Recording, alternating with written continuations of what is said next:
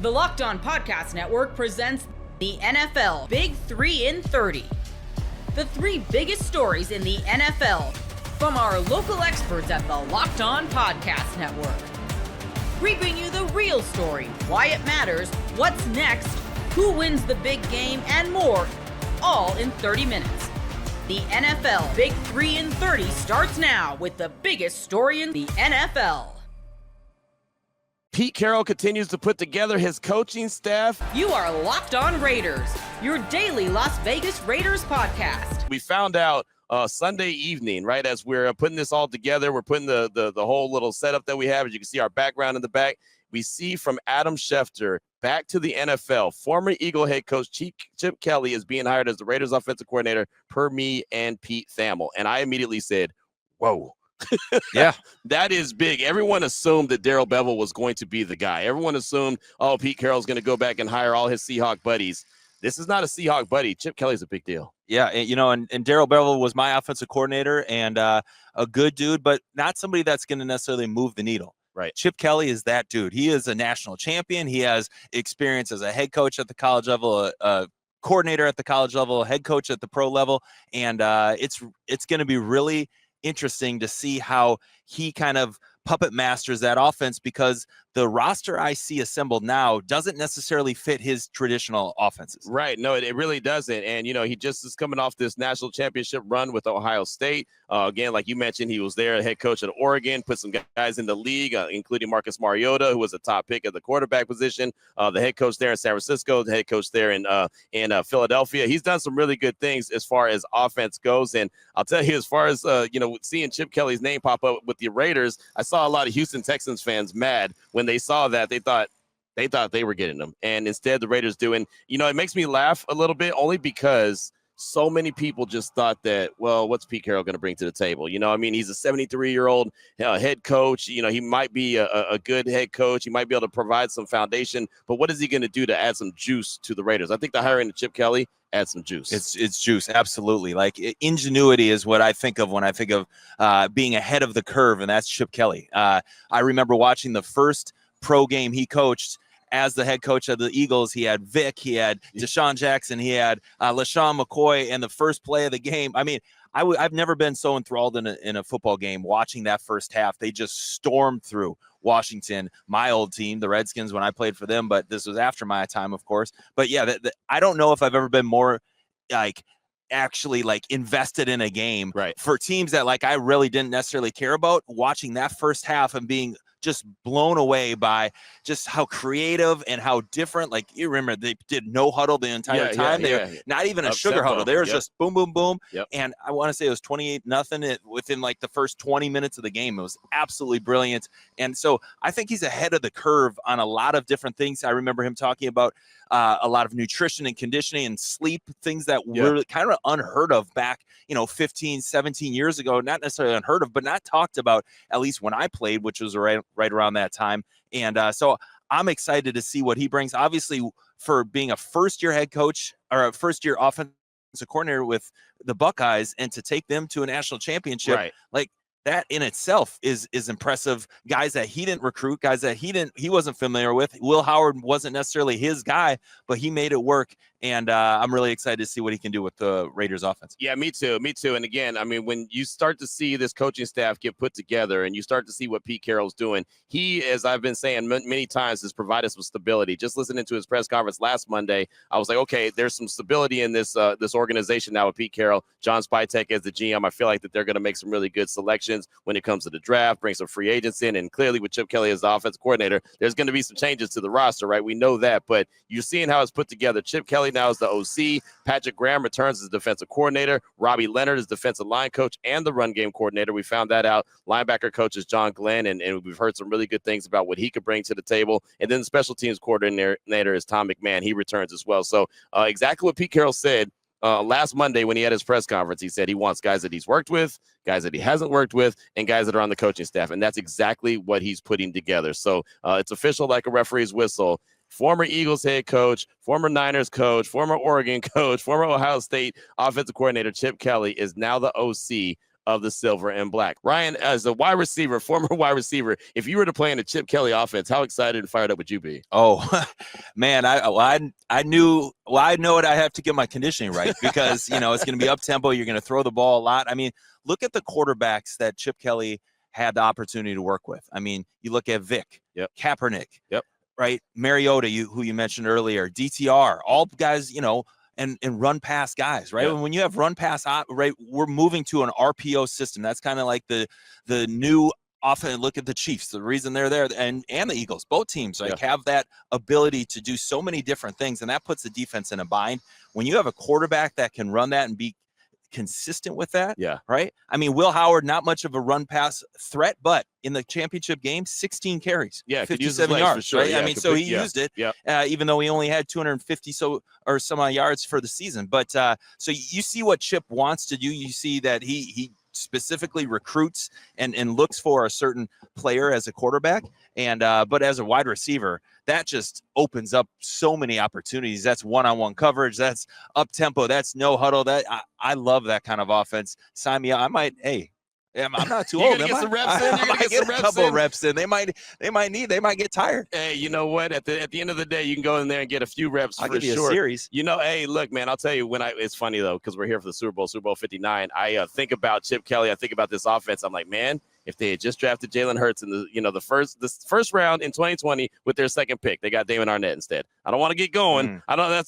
That's another Ohio State guy. That's that Buckeye that was not the defensive back that I thought he was going to be, or I didn't even know he was, to be honest, at the time. But had to do a little research. I was like, oh yeah, that's not the guy. But that's another conversation. We'll get into the quarterback sooner rather than later. But when you look at the Raiders roster, I mean, you were in the press box with me each and every week. You saw Brock Bowers. You saw Jacoby Myers. Obviously, the running game, something that Antonio Pierce wanted to do, something that Pete Carroll's going to want to do. The run game is going to be very important in this offense. We're going to have to see backs that can get after it. Yeah, and first and foremost, we need I feel like Amir Abdullah is, for me, one of the most important re-signees because of his presence in the locker room. He was always the person, like from a media standpoint, he always wanted to talk to. You can just see that guys gravitate towards him. We don't really have that alpha, that kind of vocal leader on the offensive side. I would love to see him come back, and because he is a run pass threat, I could see him being the perfect third down back. Shady McCoy, he was the perfect running back for Chip Kelly's offense. Right. And you look what they did in Ohio State this year with the two-back system, and they rotated those guys in and out. They were some dudes. There were some dudes. And, and I think they're both dudes, but also did the offense set them both up for success, right? And the way they ran those guys and the way they utilized them in the passing game. And so I think having the ability to have that run pass option, the catching out of the backfield and running the rock between the tackles, that's so important. So that's what I'm looking for.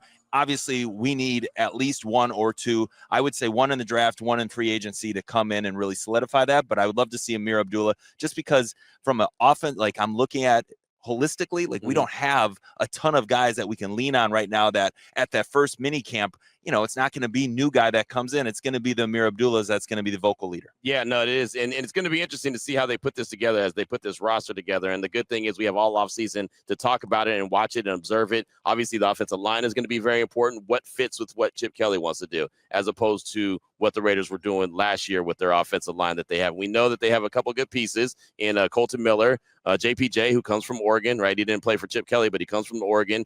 He was a really good center / left guard, whatever he decided to play throughout the course of the year. DJ Glaze at the right tackle position, but there's going to be a lot of competition on that offensive line. But I feel like this team will really go as that O-line goes, and they really adapt to this Chip Kelly offense with whoever he has in play to do it at the skill positions. And if there's still a question mark at the quarterback position, and right now there's obviously going to be a question, right? And there's no surefire answer, even if we get, Cam Ward or Shedeur, like we don't know that that's going to solve the problem this year, right? So that offensive line becomes so important. Right? You got to be able to give whoever's back there time. Right. You got to be able to open some holes. And in Chip Kelly's offense, it's not necessarily a power offense, right? It's going to be a lot of more zone, and you need athletic linemen. JPJ, perfect example. Jordan Meredith, perfect example of guys that can move out in space. The screen game is so important when it comes to Chip Kelly. I remember some of the funnest tight end and wide receiver screens coming from that offensive system that he runs. So it'll be interesting. I think that, he has obviously a vision in place. Spytech has a vision in place, and now they just got to go execute it. The thing about it is, though, if you're, getting excited about the addition of Chip Kelly as the offensive coordinator, again, there was so many times it's been so long where the Raiders offense has been pretty vanilla, right? Pretty kind of plain Jane, very predictable. And look, this is going back to, this is not a shot at AP. This is not even a shot at Josh McDaniels. This is going back to Gruden, right? I mean, Gruden, the offense was very predictable. You kind of knew what he was going to do. Then you knew what was going to happen when, Bisaccia was the interim, and then McDaniels, it was pretty quickly understood what he was going to do. So now I feel like that there's a shot in the arm, at least, of there's going to be some fresh ideas added to the mix. And so it should again, in theory, it's only February 3rd. So they have a long time before this thing is actually put together, but man, they should have some, be able to keep the defenses off balance and not be able to be locked in. Yeah. In the last 25 years, has there been really a coaching hire that got fans excited? Right. Whether or not Pete Carroll got people excited is debatable. Mm-hmm. Chip Kelly as an offensive coordinator, right? There is not a single person out there that's like, that's a bad hire. And on top of this, and I don't want to get too far ahead of myself. I mean, the hire hasn't even been made official yet by the Raiders as an organization, but everyone talks about Pete Carroll's got a 3-year deal with the 4th-year team option. Chip Kelly's a young dude still. Chip Kelly, if things go right, again, there's a lot of work that he's got to do. There's a lot of success that the team has got to show before you start talking about what a succession plan is. But for everyone who chimes in and texts in and calls in and tweets in, it's like, yeah, but Q, 3 years. And I keep saying, well, can a coach get to 3 years first? Right? I've been in Vegas since 2021, and they've had 5. Yeah, you know what I mean? Like, the math don't math there. Right. So can they at least get to 3 years and then worry about who the successing plan is? But if you're concerned about that, there's a guy that's been there, done that. Yeah, and with a bad taste in his mouth. Last time, right? I think it was 2016 season with the Niners. He was a one and done, 2-14. But you look at that roster, they didn't have a guy that made the Pro Bowl that year. Right. I mean, you look at their receivers, you might as well put Ryan Hogue, Mr. Irrelevant, on that starting line, because I have never even heard of half those dudes. And I know wide receivers. Like they didn't have dudes. Obviously, they had Colin Kaepernick. And but other than that, they didn't have a lot of pieces around him. So I know that he's hungry to prove his mettle. He obviously did as offensive coordinator. Now can he do it at the next level? And then from there, he's going to be, the kind of the it candidate, I would guess 1 or 2 years down the road. And unless there's a kind of an under the table deal, like, hey, we'd love, if it works out, we want you to, take this franchise. Well, and on top of that, if the offense really starts clicking and they start winning, what happens. I mean, other teams are going to come calling it too. And so, I mean, it could end up being, a short-term thing for Chip Kelly. And hopefully if it is, it's because they're successful, not because, well, he just stinks and they got to get rid of him. Right. So that's the thing. But it's, again, I think it's an exciting hire. And for everyone who thought Darrell Bevell was going to be the end all, be like, okay, we see that. We see the writing on the wall. He was like the first interview. They didn't have very many interviews. I think Jerron Johnson, they interviewed over the weekend as well. But it was only a couple of guys that they really looked at, and they fall on Chip Kelly. I think that's a big win right there. Absolutely. It's a big win. And, when's the last time that we've actually talked about teams wanting to poach our coaching staff? Right. It hasn't happened in a long time. No. Right. Probably since, I don't even know if it's happened really since you've been around, like where, they've been such hot coordinators. Right. We're usually the ones that are looking for those hot coordinators. So it would be nice. Let's put it like this. You mentioned Turner, or not Turner, but you mentioned coordinators getting plucked. Scott Turner, who ended the season as the OC for the Raiders, he filled in the interim. He ended up going to the Jets as a passing game coordinator. So that kind of tells you, exactly. It kind of tells you, and you can find other coaches that have been on the staff that were on the staff, like Rob Ryan went to USC, right? He's the linebackers coach now at USC. And I was a big Rob Ryan guy, but I mean, at the end of the day, you see where these coaches are going. They're not getting promoted. They're taking other jobs somewhere else. And of course, Patrick Grant coming back. I love going to live events, whether it's sports, music, theater, comedy. How about a Broadway show? Can't wait to take my kids to Broadway. The energy, the excitement, it's unforgettable. Seeing live performers, it's the best. Gametime has a new feature called Gametime Picks that makes getting tickets to your favorite live events even easier. Gametime Picks filters out the fluff to show you only incredible deals on great seats, so you don't have to waste time searching through thousands of tickets. Curation makes it easier to save on sports, concerts, comedy, theater, and more near you. Take the guesswork out of buying tickets with Gametime. Download the Gametime app, create an account, and use code LOCKEDON for $20 off your first ticket purchase. Terms apply. Again, create an account and redeem code locked on for $20 off. Download Gametime today. What time is it? Gametime. Ben Johnson deserves plenty of praise for the coaching staff he's putting together for the Chicago Bears. You are Locked On Bears, your daily Chicago Bears podcast. I want to go through some of the latest additions to this Ben Johnson coaching staff, including former Jacksonville Jaguars offensive coordinator Press Taylor, former Kansas City Chiefs offensive coordinator Eric Bieniemy, but also still a couple of holes needing to be filled at a couple of really key positions on each side of the ball. We'll kind of go through what that could look like, what the staff looks like kind of as it all comes together with some combinations of inexperience and different kinds of experience, and whether or not there's a lesson to be learned here from how, and some of the mistakes from how Matt Eberflus assembled his coaching staff for now things we need to watch out for with Ben Johnson's coaching staff. And so hopefully we'll get to know some of these names a little bit better and get a better sense of who's going to be coaching your Chicago Bears this upcoming season.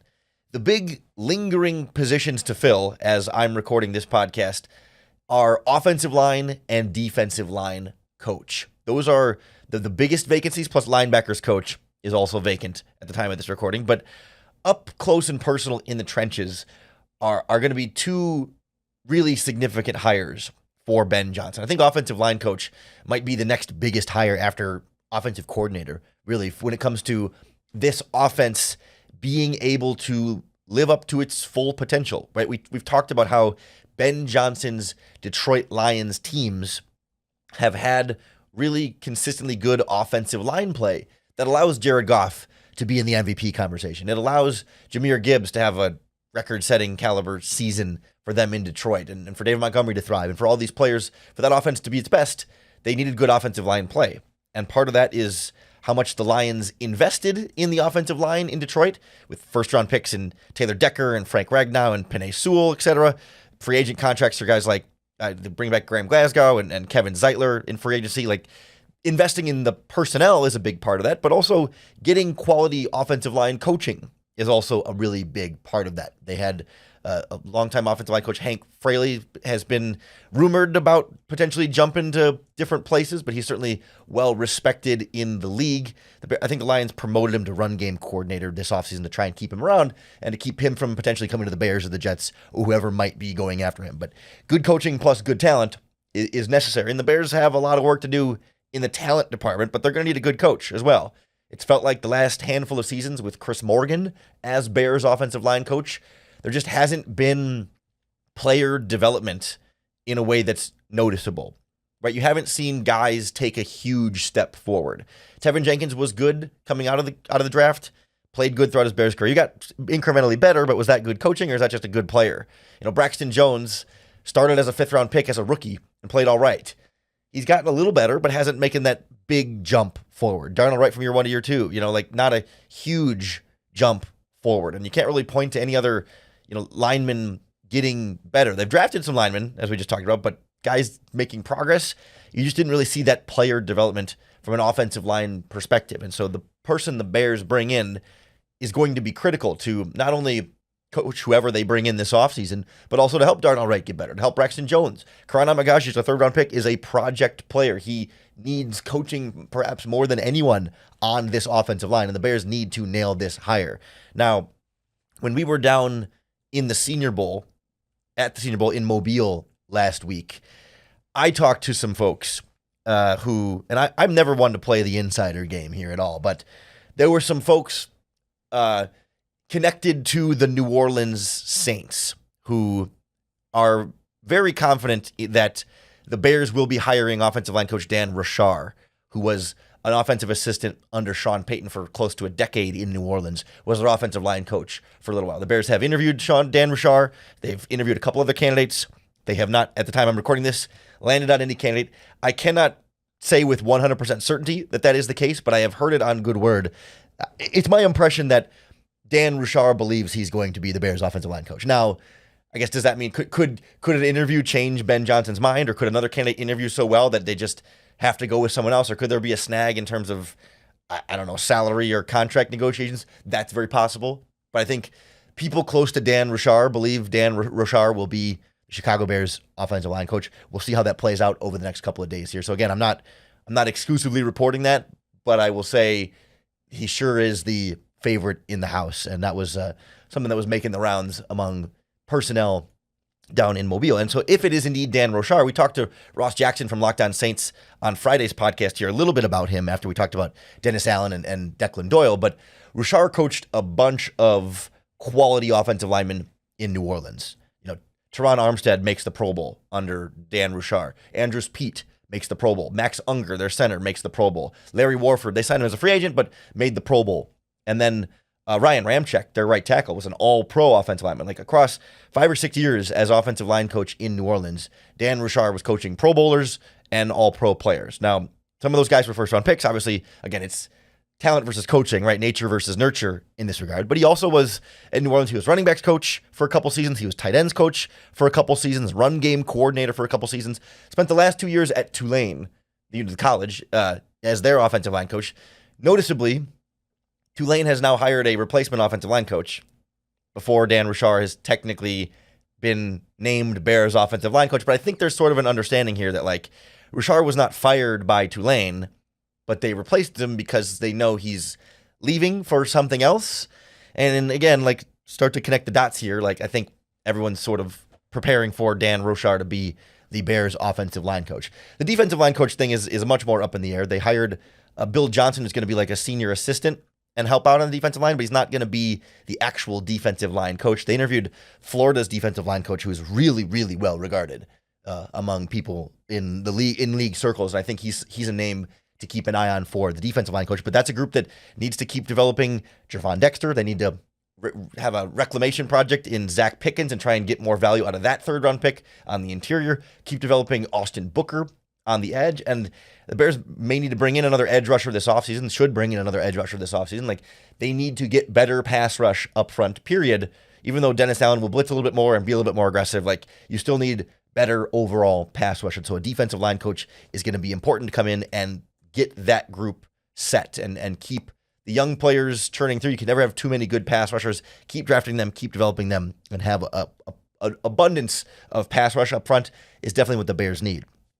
Linebackers coach feels a little bit still kind of like it's not unimportant, but you got Tremaine Edmonds and TJ Edwards and Jack Sanborn and sure you want to develop Noah Sewell, but like, okay, you don't necessarily need a linebackers coach to come in and teach these Bears linebackers on how to play the linebacker position. They should be just fine there. So the first big question still lingering on Ben Johnson is who's going to fill these final roles. They've been interviewing a number of candidates.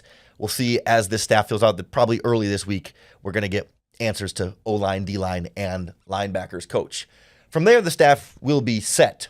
And then you can look a little bit bigger picture at like one of the things that jumps out to me is how young and relatively, green some of this Bears staff is, particularly on offense. When we talk about surrounding Caleb Williams and this Bears offense with quality coaching, it's a young coaching staff. Young doesn't mean bad. Young doesn't mean they don't know what they're doing, but it is an interesting trend. Super Bowl 59 is here. One game, two teams, endless possibilities. And there's no better way to make every play more exciting than with FanDuel Sportsbook.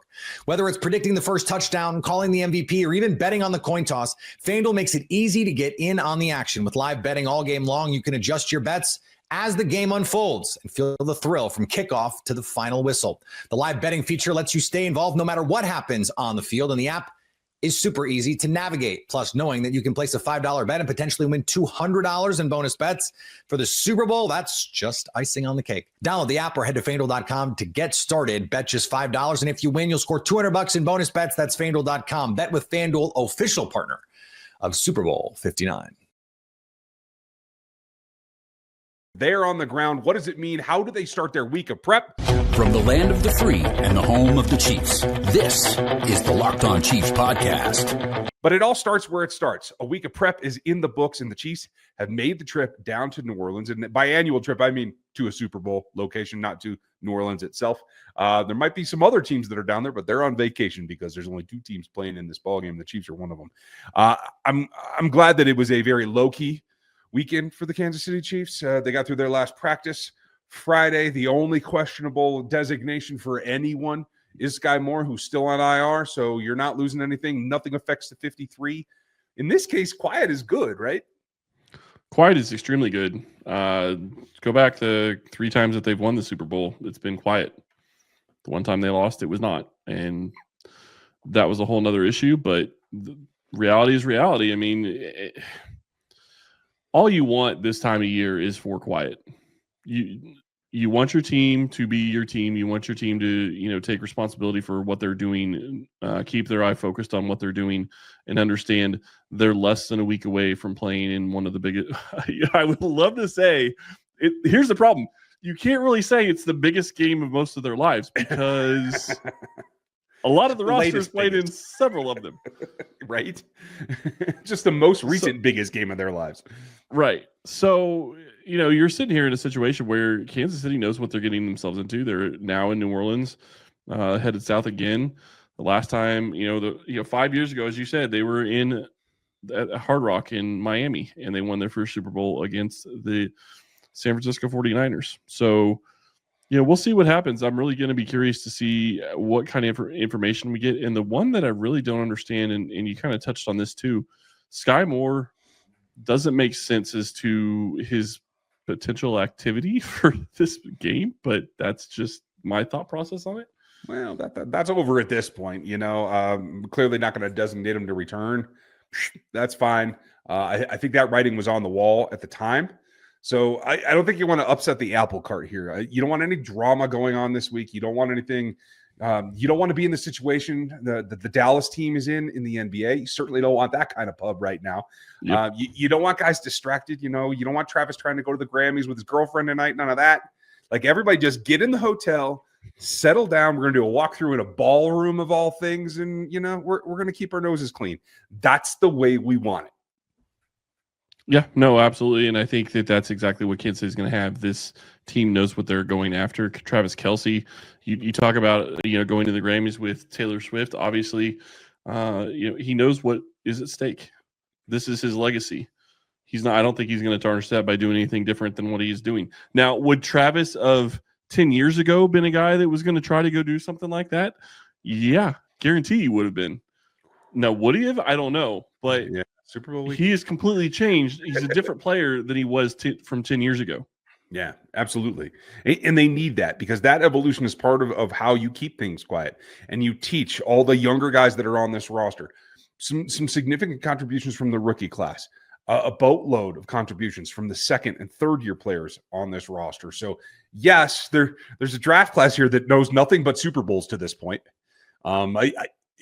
It's a rough life when that's what you walk into, and yes, you're contributing to it. But hey, I mean, there's 2 draft classes. Yeah, fair enough. And you still have to maintain that focus because they don't know anything else.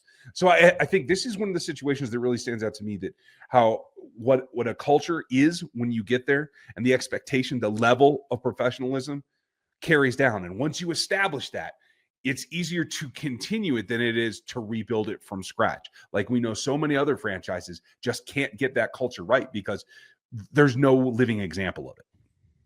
No, and that's huge. I mean, you go back to when Mahomes was in the Super Bowl for the first time. Kansas City hadn't been there for 50 years. Like, there was no real thought of experience. They had no idea what they're getting themselves into. Andy Reid had been to a Super Bowl, had never won a Super Bowl. It's a completely different scenario now. You are the elder statesman, if you want to put it that way. And Mahomes is an elder statesman at 29 years old. Don't forget, he's not even 30 yet. And he's going to his 5th Super Bowl with the potential to win his 4th Super Bowl. There's going to be so much to talk about, and we kind of touched on this last week about Tom Brady and Patrick Mahomes and all of that. The reality is that there is no equal in sports right now. Patrick Mahomes is that guy, as some other people have been before him, but he is that guy right now in sports, and that's going to be the reality as long as Kansas City continues to win. And it doesn't really necessarily mean that they have to be the Super Bowl every year. They just have to be successful. But when you look at what this game means and what this could mean for the NFL overall, and just a dynasty talk and all of that, winning the 3rd in a row, you've already done something that no other team has ever done, and you've gone to your 3rd straight Super Bowl. winning the third in a row sets you apart for probably ever. Because I don't think that there's going to be very many teams that have the opportunity to get back and go through, three-peat on a Super Bowl run in the NFL with today's day and age and parity the way it generally is most of the time. Yeah, you're absolutely right. And folks, if you missed that show, go back and check out last Friday. Yes, I did say the words Jordan and Gretzky in the same breath with Patrick Mahomes, and